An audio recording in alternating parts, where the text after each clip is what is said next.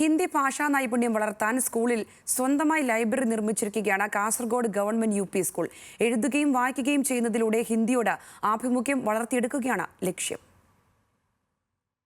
സപ്തഭാഷാ സംഗമഭൂമിയായ കാസർഗോഡിന്റെ ബഹുഭാഷാ സംസ്കാരത്തിന്റെ തിളക്കം കൂട്ടുന്നതാണ് Kasaragod government UP. സ്കൂളിലെ ഹിന്ദി ലൈബ്രറി.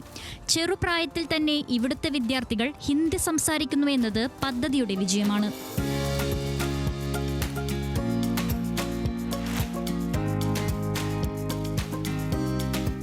हमारा विद्यालय में 7 महीने हो गए हिंदी वायनाशाल शुरू करके।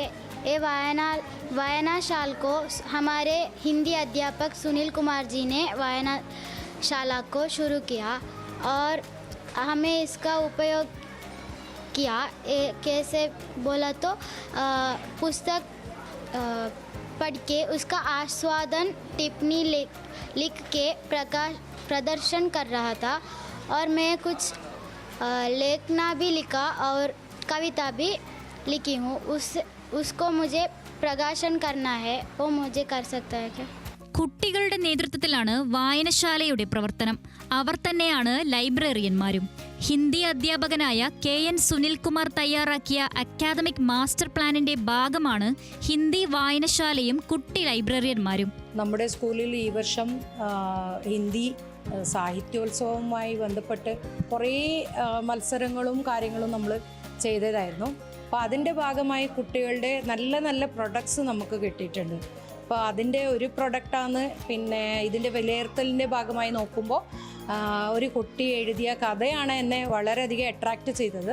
ഞാൻ കുട്ടി നല്ല ഭാഷയൊക്കെ അത്ര നന്നായിട്ട്, അതായത് ഒരു നല്ല ഒരു എഴുത്തുകാരൻ എഴുതുന്ന ഭാഷയിലൂടെയാണ് ആ കുട്ടി എഴുതിയത്. അപ്പോൾ കുട്ടിയുടെ മാതൃഭാഷ ഹിന്ദിയാണ്, അതുകൊണ്ട് തന്നെ കുട്ടിക്ക് നന്നായിട്ട് എഴുതാൻ പറ്റും. ആ എഴുതാനുള്ള കഴിവുകളെ പ്രോത്സാഹിപ്പിക്കാനാണ് നമ്മൾ സ്കൂളിൽ ഇതുപോലെയുള്ള കുറേ പരിപാടികൾ ആസൂത്രണം ചെയ്യാൻ പിന്നീട് നമ്മൾ തീരുമാനിച്ചത്. അപ്പോൾ കുട്ടികൾ ലൈബ്രറിനെ വളരെയധികം നല്ല രീതിയിൽ ഉപയോഗം ചെയ്യുന്നുണ്ട്.